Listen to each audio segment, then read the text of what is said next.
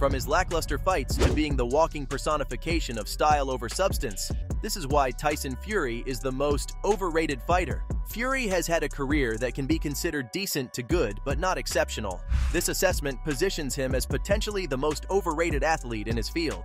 This opinion isn't just a knee-jerk reaction to his unconvincing win over MMA fighter Francis Ngannou.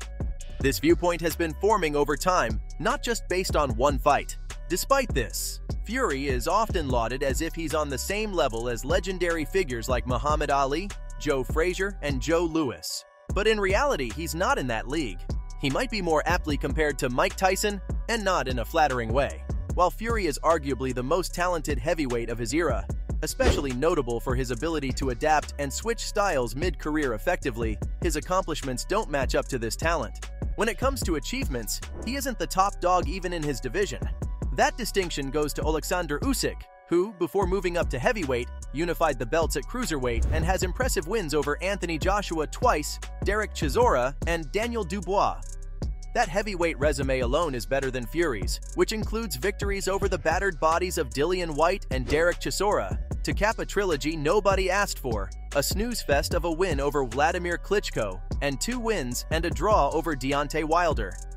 And all of that happened before going to life and death with Francis Ngannou.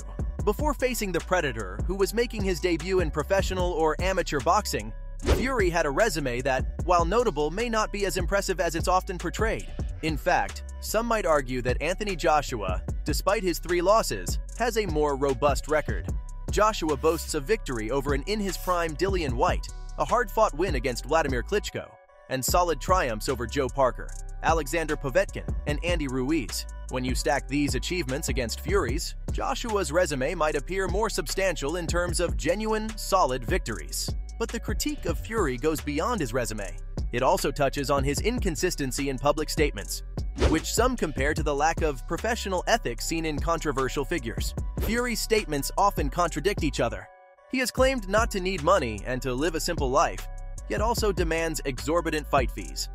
He speaks of caring only about his legacy in one breath and then about fighting solely for money in the next. His stance on whether the championship belts matter seems to change frequently, adding to the perception of inconsistency. This image was on full display after his shaky decision win against Ngannou.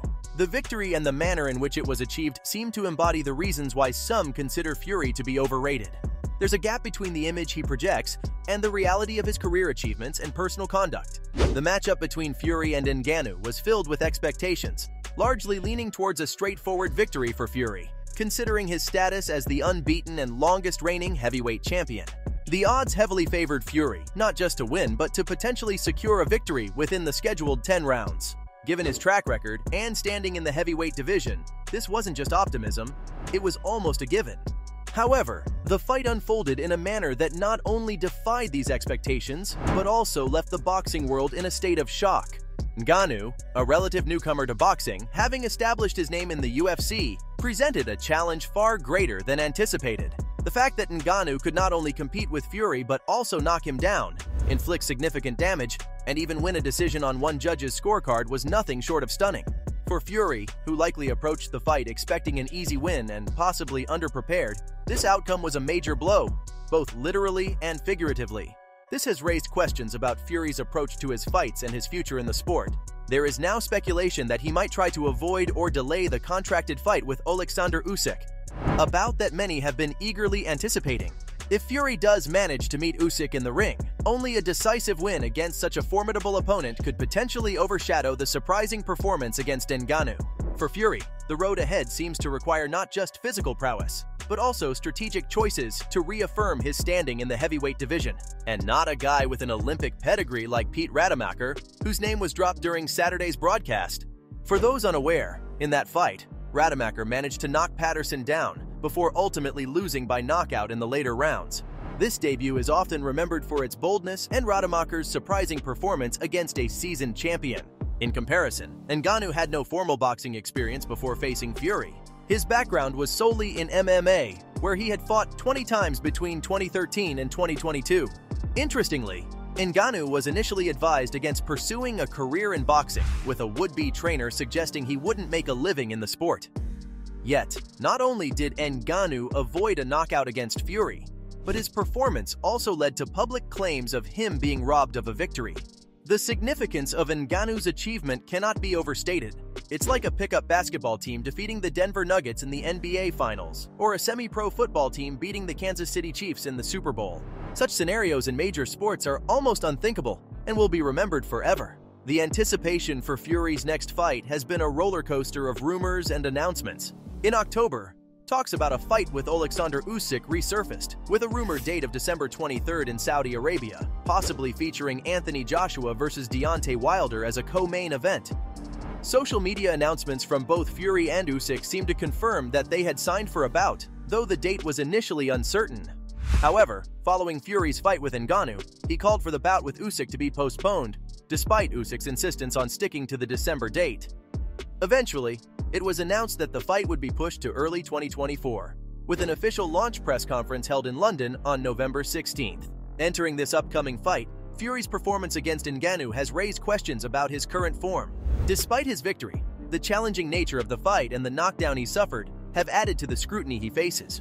The gap between the public perception of Tyson Fury and the reality of his boxing career is like comparing a blockbuster movie trailer to the actual film. It promises an epic saga, but delivers a somewhat underwhelming plot. Fury is often hailed as a ring general, a gladiator ready to take on any and all challengers. Yet, when you scroll through his boxing CV, it reads more like a carefully curated list of safe bets. Let's consider his resume. The highlight, of course, is Deontay Wilder, a name that resonates with any boxing enthusiast. But apart from Wilder, Fury's list of opponents often prompts a shrug rather than a gasp of awe. It's like claiming to be a gourmet chef when your specialty is really just a series of well-made sandwiches. Competent? Sure. Michelin star-worthy? Hardly.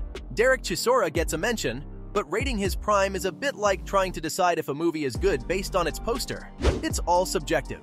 This isn't the era of Klitschko, where the lack of competition could be an excuse for a sparse record of significant bouts. In the current landscape of heavyweight boxing, potential great fights are as abundant as popcorn in a movie theater. But Fury seems to be on a diet. It's like he's the Martin Scorsese of the modern heavyweight division. But only if Scorsese, after creating Mean Streets, decided to spend the rest of his career directing straight-to-DVD thrillers starring Jason Statham, yet kept talking as if Mean Streets was his Citizen Kane. Fury's career, with its sporadic bursts of brilliance, sometimes feels like a series of well-orchestrated PR stunts, where the hype consistently overshadows the substance. In a sport where legends are made by the risks they take and the giants they slay, Fury's path has been more of a cautious stroll than a fearless charge. His talent is undeniable, but talent alone doesn't write legends. Legends are penned in the ink of daring challenges and epic showdowns, something Fury's career, despite all its fanfare, seems to lack a sufficient supply of. So, from being the walking personification of style over substance to his lackluster fights, this was why Tyson Fury is the most overrated fighter